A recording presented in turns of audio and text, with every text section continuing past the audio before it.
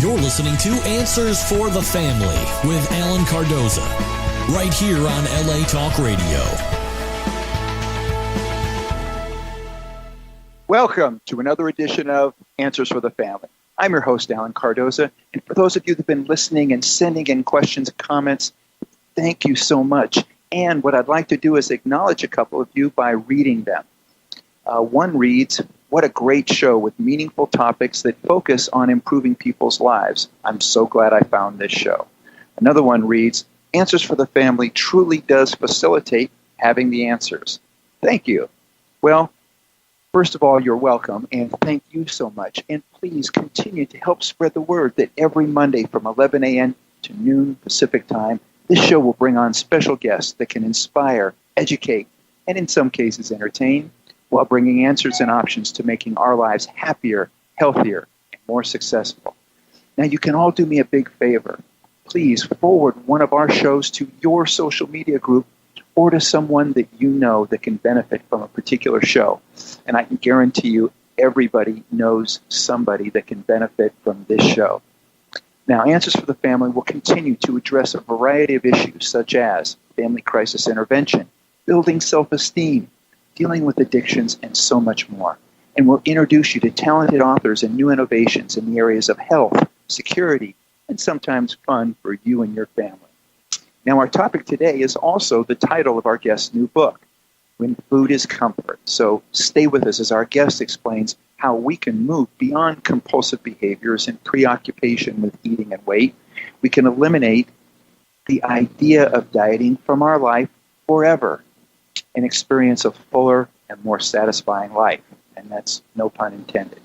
Now, with us is Julie Simon, a licensed psychotherapist and life coach with a full-time private practice specializing in eating issues, weight loss, body image challenges, and associated mood disturbances such as depression and anxiety. She has always been passionate about helping others, wanting to help people thrive by achieving body, mind, and spirit health.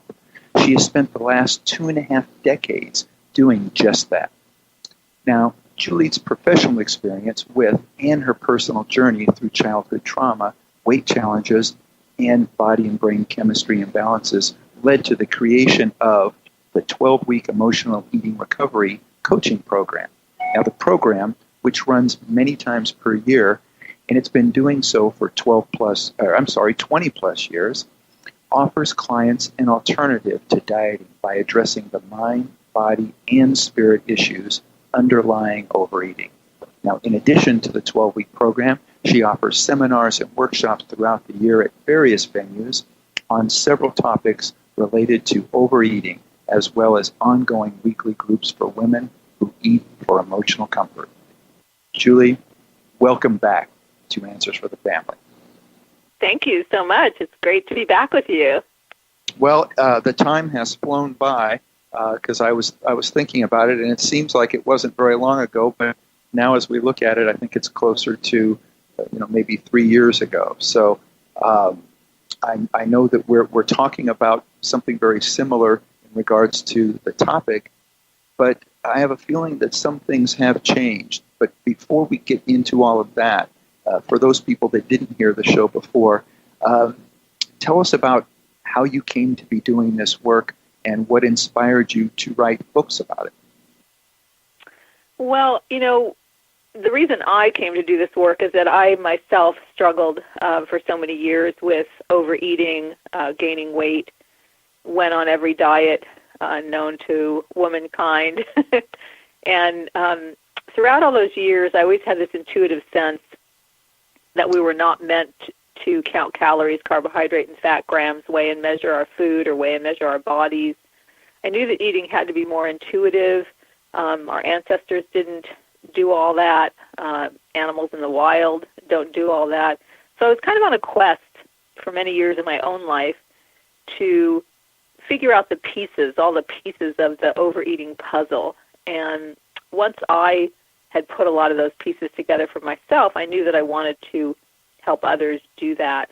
And that's one of the main reasons I became a psychotherapist and life coach, was to help people deal with primarily overeating challenges, but emotional eating in particular, stress eating, and I've been doing it ever since.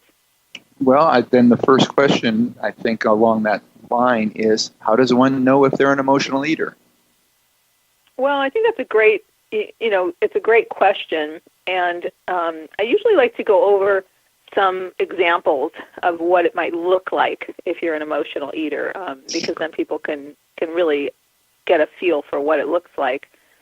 So, for example, if you use food as a tranquilizer to dull emotions that are difficult to cope with, such as anxiety, anger, sadness, frustration, hopelessness, loneliness, shame, guilt, and even happiness and excitement and joy, emotional eaters use food to calm themselves when they're experiencing unpleasant bodily sensations, such as agitation or nervousness or muscle tension. Perhaps as an emotional eater, you're turning to food for soothing and comfort, or you're turning to food for pleasure, escape, fulfillment, and excitement. We all do a little bit of that. Mm-hmm. Eating when you're stressed out, eating when you feel numb, you're not aware of any feelings, eating when you feel overwhelmed or you feel paralyzed and you can't seem to get to your to-do list.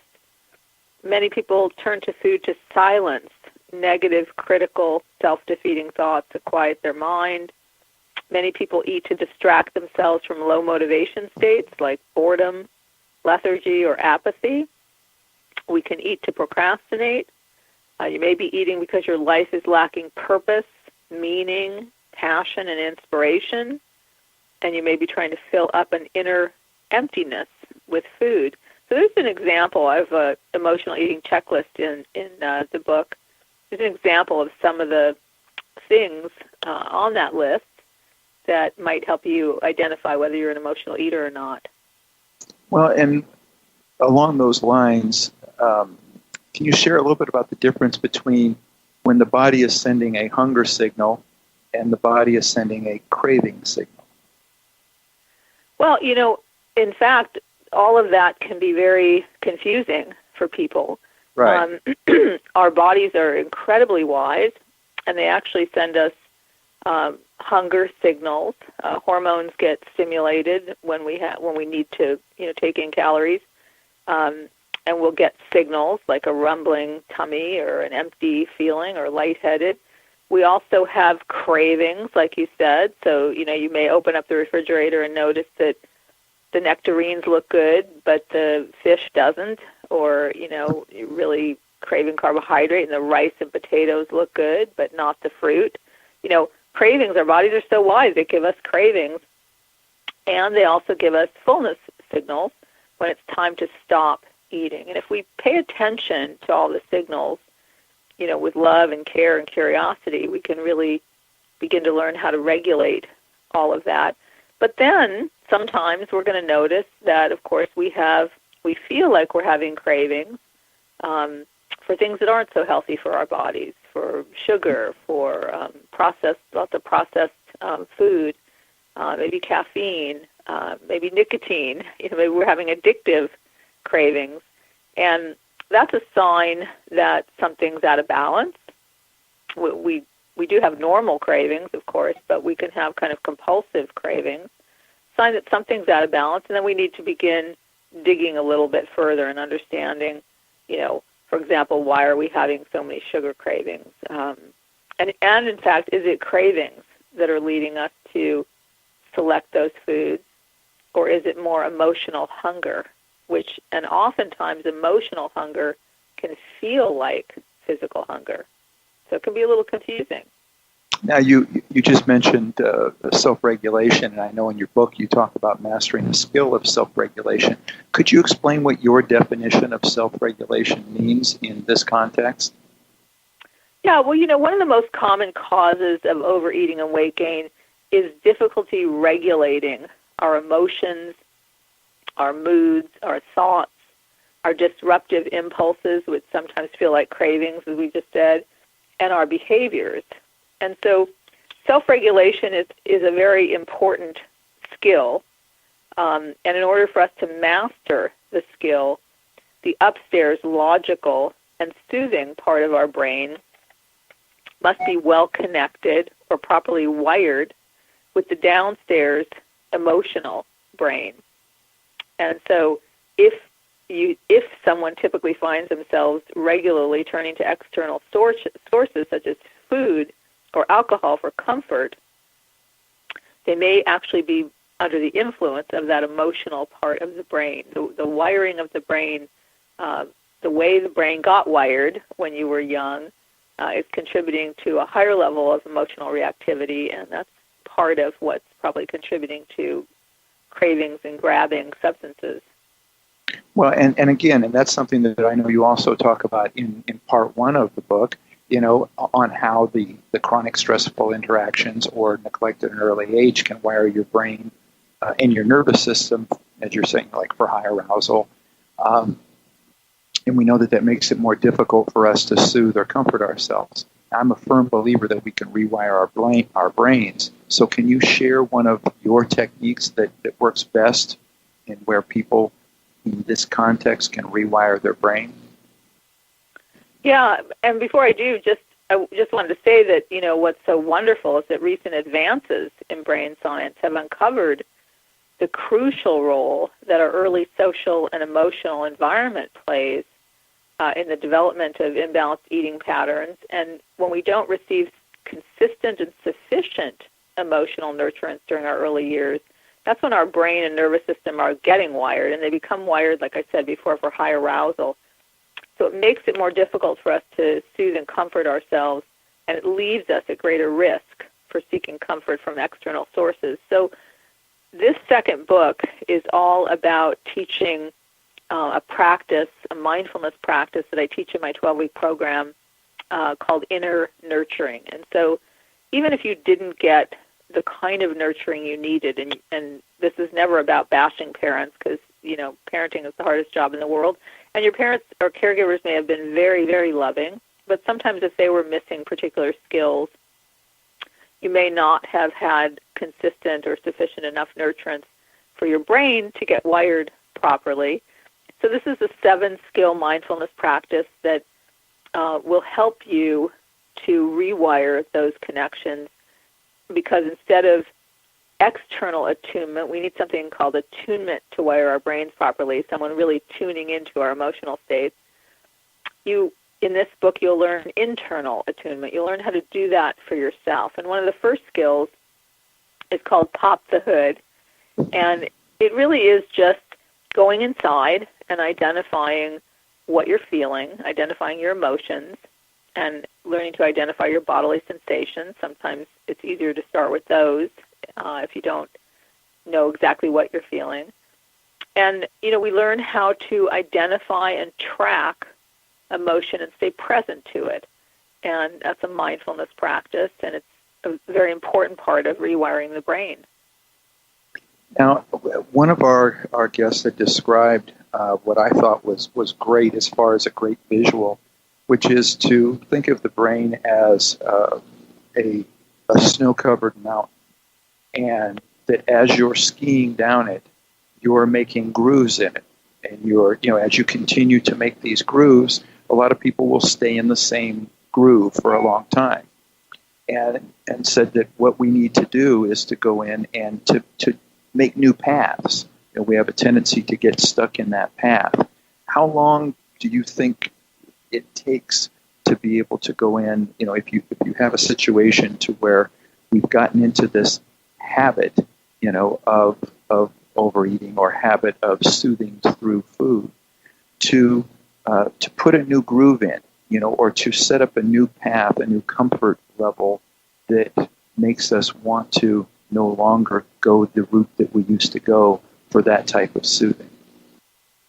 Well, it's funny when you ask the how long does it take questions, because I have people, who sign up for my 12-week program, and they'll always say, well, how long does it take, and how soon will I, be done with this problem? And I always have kind of the same answer. It's like, how much are you willing to practice? The skills that I teach you, because I could teach you all the skills you'll need, and in fact add things to that from my first book, for example, like some people have hormonal imbalances and brain chemistry imbalances and food allergies. So we'll address it all. But the question is, how fast can you move? How fast can you shift? So a good example, I can use myself as an example. long before I knew the neuroscience behind what I was doing, I knew that there was something called cognitive therapy, and I knew that my thoughts were very critical and negative and judgmental of myself and others. And I wanted to change that. I had come from very critical parenting. And I remember thinking at that time in my life, how could I change the way I think? You know, these kind of automatic thoughts that come up. How could I change this? I can't just, go get a CD and plug in a new one in my head. At the time, I didn't call it a CD, like a tape. So I thought, how would I do this? When I learned about cognitive therapy, I thought, oh my God, I can kind of catch the thoughts that I'm having, the negative, judgmental, shaming, critical thoughts, and I can reframe them with something more calming or soothing or energizing or even a neutral thought if I can't come up with anything else.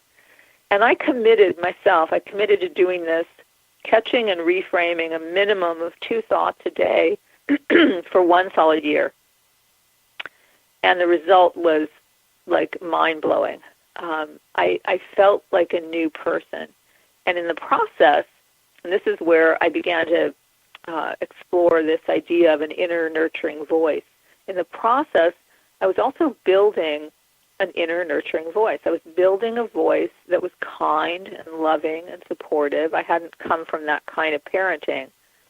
So I was borrowing it. I was borrowing it from my therapist. I was borrowing it from, moms on television shows. I was borrowing a voice that I didn't have. And I slowly developed that voice, and my brain was getting rewired. So that was an example of a year's worth of work. I don't think this work is fast, but it's definitely doable. Yeah, and I mean, I like that answer because it really touches on the fact that you're saying it's all about how much work you're going to put in it. In other words, there's no magic to it. You still have to put in the work. You still have to practice to rewire your brain. I had a thought. If someone asked you, how long will it take for me to be a great guitar player, right? How much practice are you going to do? Yeah. Right? Mm-hmm. Are you going to practice 4 hours a day? You're going to get pretty good pretty fast. Yeah, and if it's 4 minutes a day, it could take a real long time. Right. So, I had a smile come to my face when you mentioned about you can't plug a CD in, and then said, well, wait a minute. When I first started thinking about this, it was actually a cassette, and I was doing a seminar, and I made the motion, and I said, what you're trying to do is you need to change the channel, and I made a motion. I stuck my arm out, and I turned my wrist, as if I was changing the channel on a TV, and and 3 or 4 people they just went like dumbfounded, their eyes glassed over, and one of them says, "What are you doing?" And I said, "Change." I just and then I switched to it, and I went, "Okay." So I took my thumb and I pressed on top of it, and I said, "Changing the channel." Okay. I realized that my young audience had no idea because they've never walked up to a TV and turned anything with their wrist. Anyway, so yes, we learn that there are different techniques to do things. But so anyway, it brought a smile to my face. So yeah, I like the fact that what we're talking about is it's like anything else. Put the work in, and reading the book and doing things like that. It's the first step. I mean, wouldn't you agree? It's the first step in making a difference, but you have to then follow through. Is that what I hear you saying? Yes, and I think the hopeful message that I always want to get across to people is that these are all skills that you can learn. They're skills that most likely you're either missing or you haven't practiced them, fully or thoroughly, or you're not practicing them regularly. But they're all skills that you can learn. So if you're struggling with overeating, emotional eating, stress eating, you can learn to practice these skills slowly or as fast as you want, and you will begin to see differences in how you are coping and managing your life, and that's because your brain's getting rewired. So it's very hopeful. I know when I was struggling with all this stuff, I really didn't have, even though I sought out therapists, I really never had anyone say to me, you're missing some skills, and I can teach them to you. And that would have been so hopeful to me.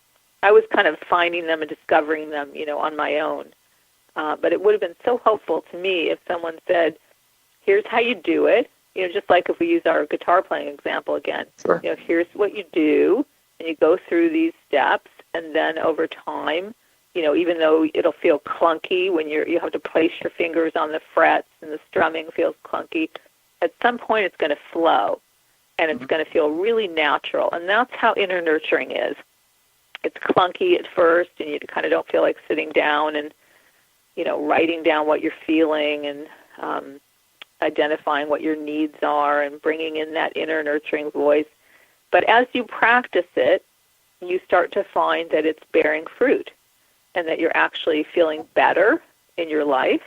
And, you have a pal in inner nurturing, we're learning to access an inner supportive voice. So you're starting to find out that you have a friend, a cheerleader, someone who encourages you, someone who says kind things to you. I mean, who doesn't want that in their head all day? Mm-hmm. Right? Yep. Well, we have a message coming in, and going along the lines that we're talking about, that you need to put in the work. But we have somebody that is emailing in that says, I have tried everything: meditation, hypnotherapy, tapping, you name it, and I still have these horrible night cravings. Munchy foods are the only thing that seems to satisfy. And as you aptly put, comforts the beast. Before I buy the book, can you explain how your process is different from the other things I've tried? This says, thanks, Mark in Los Angeles. That's a really good question. And it really makes me think of some people in my current 12-week program where we've been working on those nighttime cravings and learning how to surf that urge, right, to kind of find out a craving is just a craving, and it doesn't always have to be given into. But there's probably nothing new about what I just said, but maybe the newer part is that what I teach in both books actually is when you are developing this inner nurturing voice, this voice is the voice that actually sets limits. So this voice morphs into what I call the inner limit setter. And most people, when they're trying to set limits with themselves, they access more of an inner critic. You need to stop. You can't have any more cookies tonight. That's it, right? What I teach is to dialogue. So for Mark, for example, late at night when you're having those cravings, ask that young part of yourself, what is there not enough of? Okay, right now it just feels maybe like a gnawing for cookies or popcorn or ice cream or something. But ask that young part of yourself, what I call the feeling self, what is there not enough of tonight? Is there not enough love? Is there not enough fun? Now, sometimes, I do want to put a caveat in there, sometimes cravings are physiological. I mean, some of us do just seem to get more sugar cravings late at night, changes in hormonal chemistry. And even if they're physical, if we don't want to indulge in them, we still have to tolerate them and ride them out, okay? So the best way to tolerate them and ride them out is to bring in this inner nurturing voice.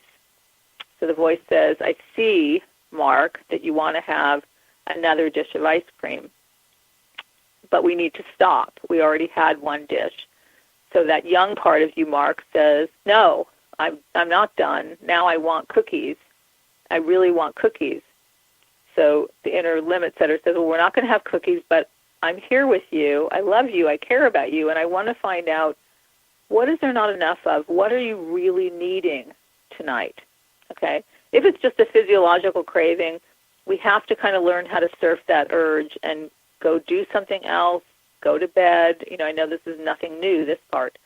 if it's emotional, that's where the inner nurture comes in. The inner nurture is going to explore what is it that you're really feeling? What is it that you're needing? Maybe you say, I'm lonely, and I really need a companion. I need some connection. Well, the food isn't going to ultimately fill that need. So the inner nurture is there to say, I'm here with you. I know you're feeling alone, but I'm always here with you. I'm closer than your breath. And together, we can figure out ways that we can bring in more connection. So you have a best friend there to help you through anything, help you meet any of the needs that you're having. Does that make sense? Oh, it makes perfect sense. And I know you touch in your book about, that there's a connection between eating issues and depression. But we're going to take a break right now. So for everybody, please stay with us. When we come back, we're going to talk about that connection. But in the meantime, for those of you that are you're at your office or you're somewhere where you can go online, if you want to follow along with us, you can go to www.overeatingrecovery.com. You can follow along with us. Obviously, don't do this if you're driving. But for the rest of you, follow along with us. We're going to take a break. We'll be right back. You're listening to Answers for the Family.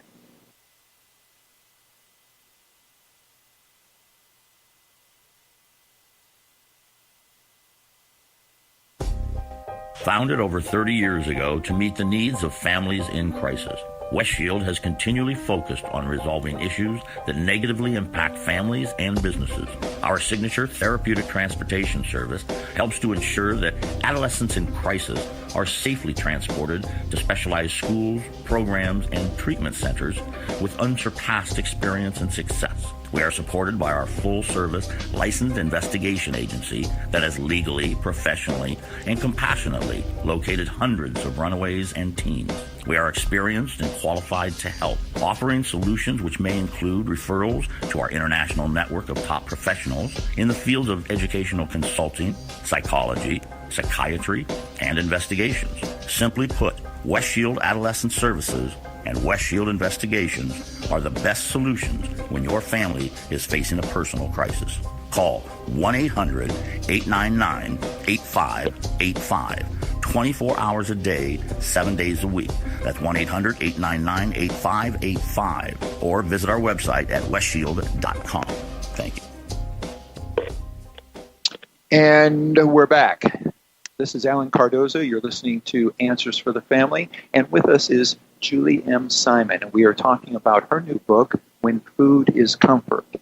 And when we went to the break, I posed the question, and I asked Julie to share with us a little bit about the connection between eating issues and depression. Well, I think there isn't any specific connection between eating issues and depression or any other particular emotion.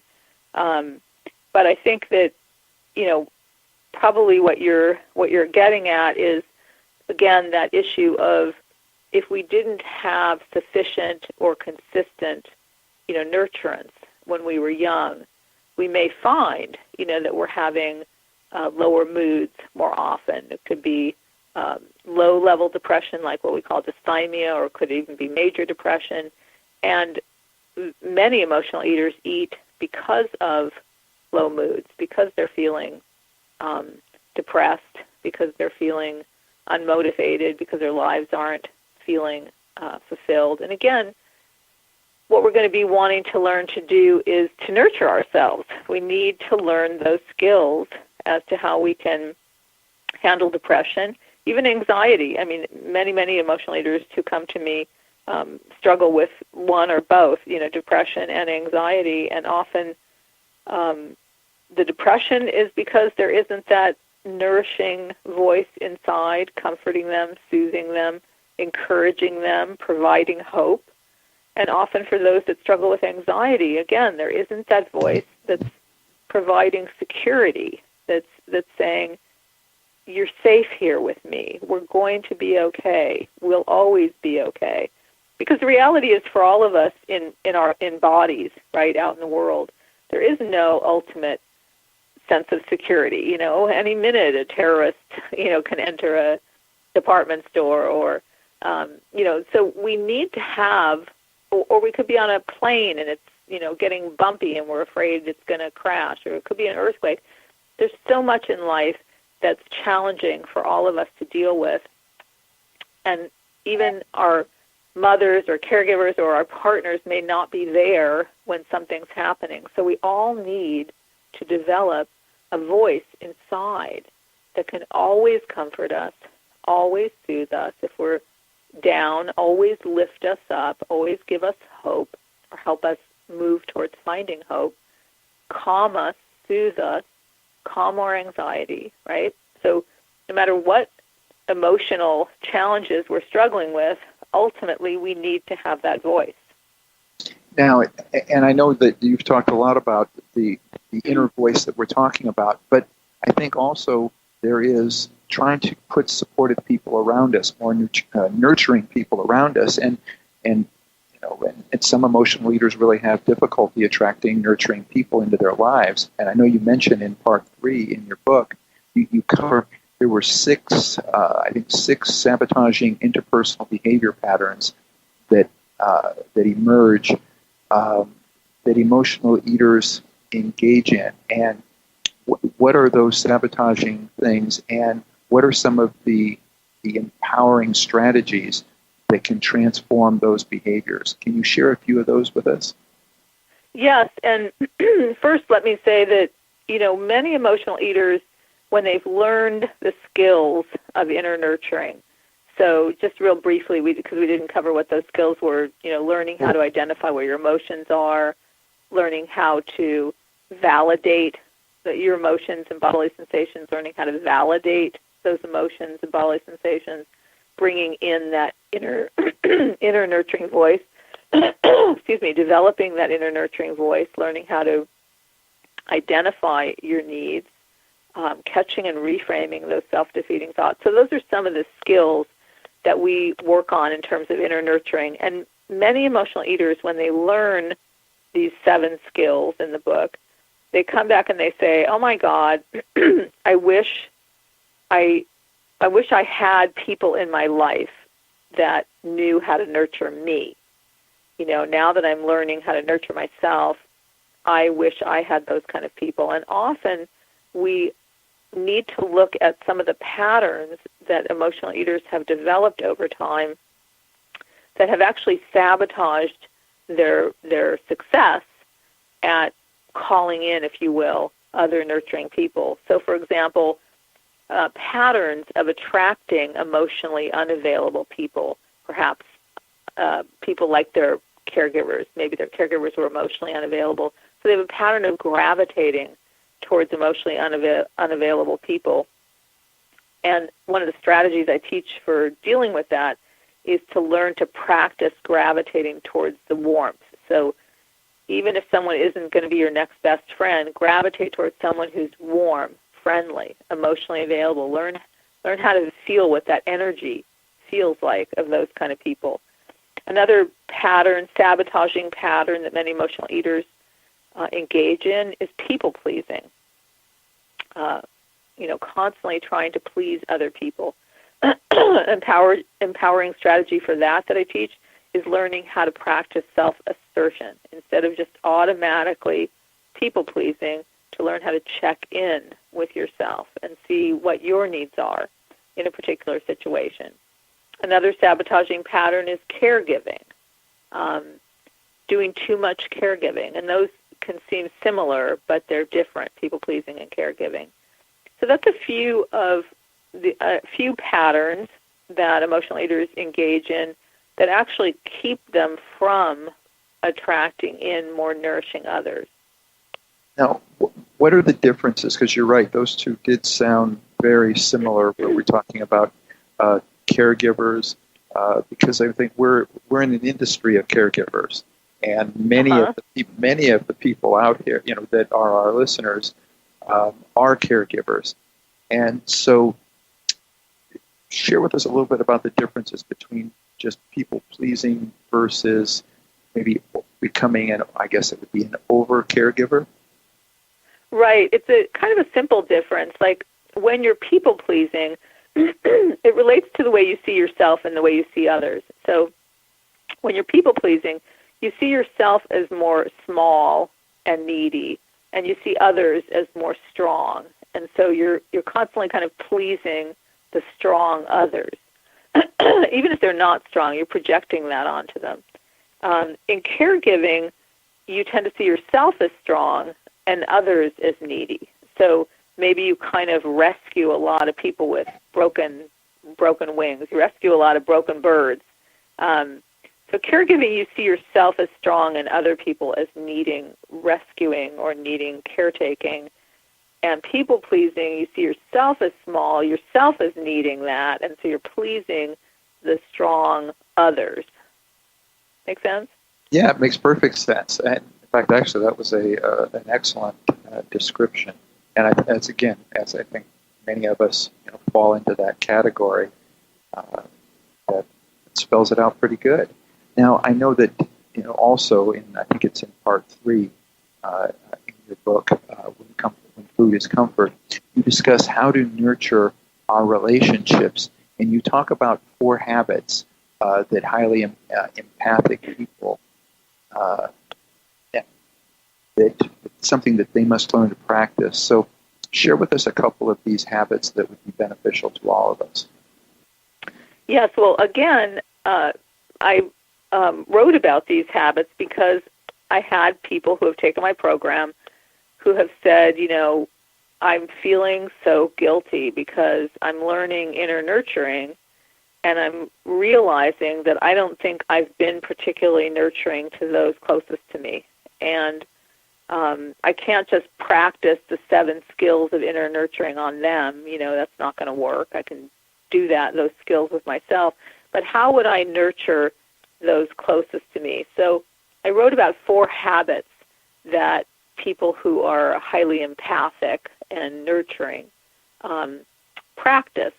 So the first habit is that when you're around someone that you care about, is to really learn how to convey interest in what's going on with them and availability, that you're available to listen.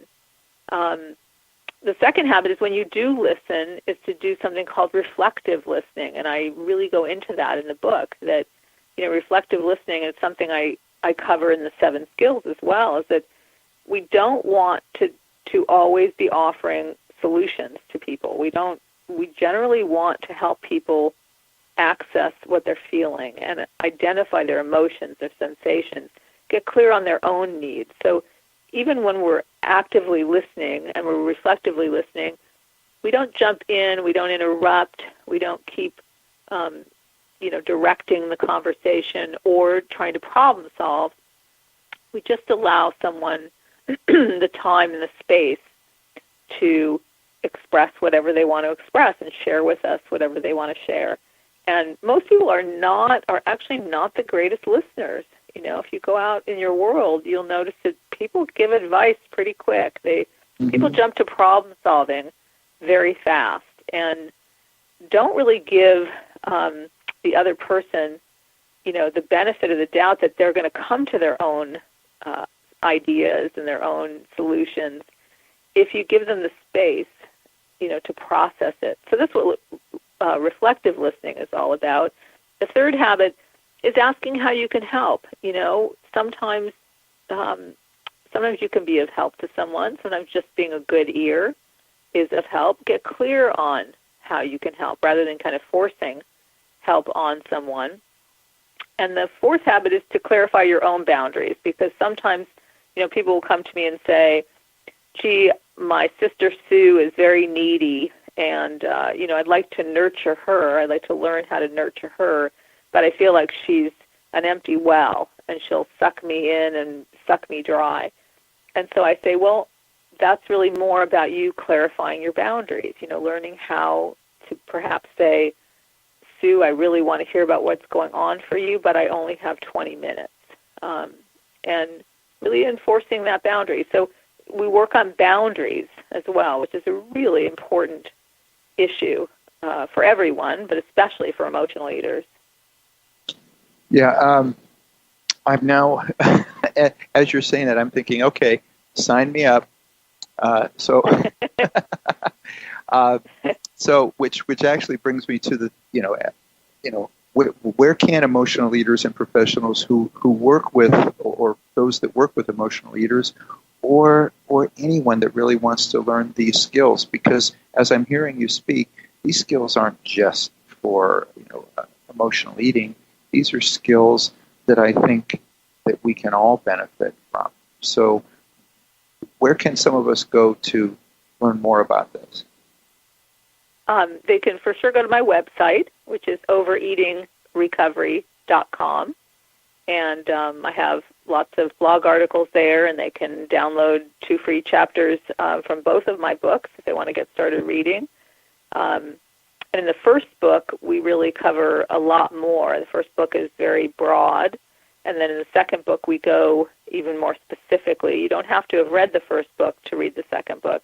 The second book actually is a deeper dive into inner nurturing. So if you feel inclined to do all the reading, you might want to read the first book, The Emotional Eater's Repair Manual, first, and then read When Food is Comfort second. And all of that is at my website. Okay, and again, for those of you that are driving and you can't write it down, go to our website, the Answers for the Family site, and we will have all of the information. If you are in a position, it is overeatingrecovery.com. Go to the website and get lots of very valuable information.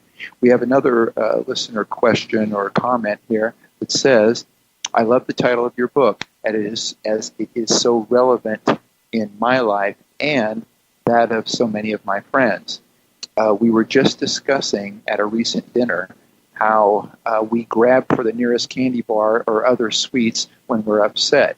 And during our meals, we find ourselves overeating because we have so much stress in our lives, and not even paying attention to what we're putting in our mouth. I have ordered your book and can't wait to hear the show. This is from Beverly in Nevada. That's so wonderful.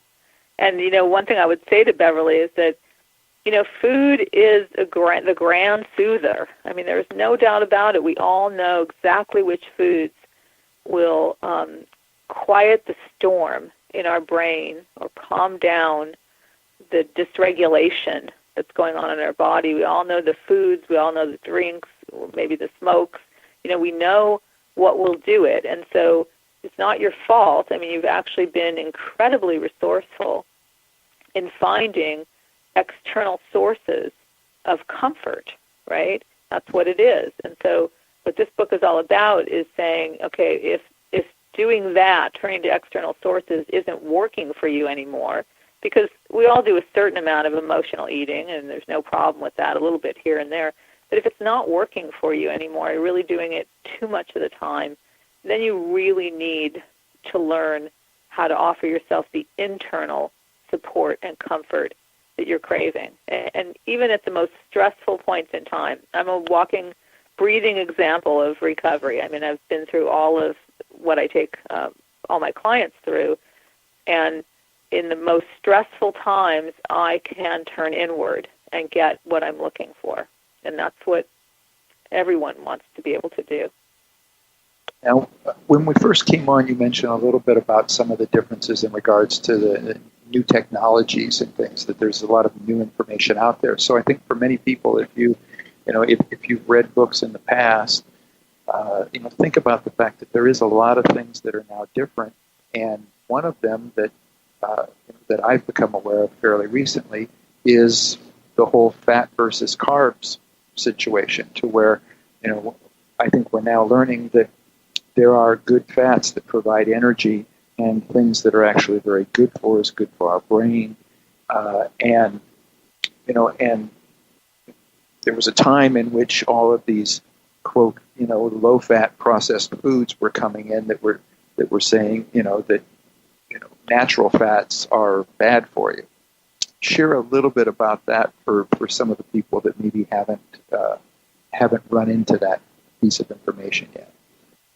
Yeah, I mean, that's the one thing about nutrition information, is that it's always changing. And I've always found that very exciting, that we're always finding newer things. Like, we went through all those years of the low-fat, no-fat craze, only to find that our bodies actually do need fats. They need essential fatty acids. And We're now, again, kind of in a transition where we're carving out, do we need, animal fats? What kind of fats do we need? We're getting pretty clear that almost all vegetable oils are not so great for us, although some, I think they're saying like coconut oil is good. So we're still in that transitional phase of kind of really understanding the human body and what is our natural diet. I always say to people, there are certain things that all diet gurus agree on. We all know that we need to eat nutrient-dense food. We need to eat lots of it. That's vegetables, fruits. And then there's controversy. How much fats do we eat and exactly what type of fats do we eat? It's still controversial, but there's more people now talking about ketogenic diets, that maybe our diets were originally more higher in fats. What I would say to people is keep an open mind. That when the new information comes in, rather than say, oh my God, like now I have to blah, blah, blah, keep an open mind, maybe some gratitude, like, oh, we're finding out more about this phenomenal machine and what fuels it and what doesn't, and make gentle adjustments in what you're doing. If someone comes and says you need to go ketogenic now, or now you need to intermittent fast, start tomorrow, go slow. Take your time. Explore it. Try a little bit of it. I think I know from all the people I work with that it can be very threatening, when all of a sudden, I talk about intermittent fasting. I've been doing intermittent fasting for years, and I love it. But oftentimes when I share it with people, clients who come to see me, it feels very threatening to fast for any length of time. And so, we need to baby step our way into a lot of the newer research that comes out about diet nutrition. Yeah. Well, if you could offer just one piece of encouragement or advice to any of the emotional eaters out there that may be listening, what would you say? I always want to say to people, I always want to give hope. That is always where I want to go when people ask me about advice, is that because I am a fully recovered emotional eater, I'm walking, breathing example of it, and I know how challenging the journey can be, and it's kind of 2 steps forward, 4 steps back, 3 steps forward. There's a lot of, I see this with people I've worked with where, the recovery takes time, but there really is genuine and good, full recovery. But I want to say, keep the hope, stay hopeful. It's like I said, it's not going to be overnight. You didn't become an emotional eater overnight. You're not going to resolve your emotional eating overnight. But as you learn to practice the skills that you might be missing, and even in my first book, Skills, Body Balancing Principles, and Soul Care Practices that you might be missing, you will begin to make a dent in your eating, and that will feel good, and that will encourage you to keep going. So keep the faith. And the other thing I say is find someone, either work with me or find someone in your area, or I do teleseminars too. Work with someone who knows this stuff and who has walked this path ahead of you. Sometimes you can't do it all alone. Makes perfect sense. Julie, thank you so much for coming on. I just want to acknowledge you and thank you for taking a subject that I think a lot of people don't like to talk about, and I think when we talked about finding people that'll help nurture them, I think sometimes people don't reach out because it's not something that they want to talk about. And I love the fact that you're putting it out there, you're providing information, and you're helping a lot of people. So thank you for that. Thank you. Thank you for having me. It's my pleasure to come and talk about this subject, my favorite subject. All right. Okay. Well, thank you. And for everybody out there, be sure to put us on your calendar and tune in next Monday when our special guest will be Dr. Stephen A. Curley to discuss his new book, In My Hands. He has compelling stories. He is a surgeon, and they're stories of his patients who are fighting cancer. And please visit our archives of past interviews at AnswersForTheFamily.com. We've had so many great guests that if you go on and you type in whatever the subject is. We probably had somebody that is very knowledgeable on that subject and has spoken on it. And or you can subscribe to the shows through iTunes, and they'll be sent to you immediately, or through Stitcher or YouTube. And if you like what you hear, please leave a review. It will help us reach more people, and we greatly appreciate it. Next time you're on Facebook or Twitter, please remember to stop by our page. Check out some of our latest posts. If you like them, please like us and spread the word that Answers for the Family is the place to go for inspiration, education, and innovation in the areas of health, happiness, security, and fun for you and your family. Be good humans, and be with us again next week on Answers for the Family.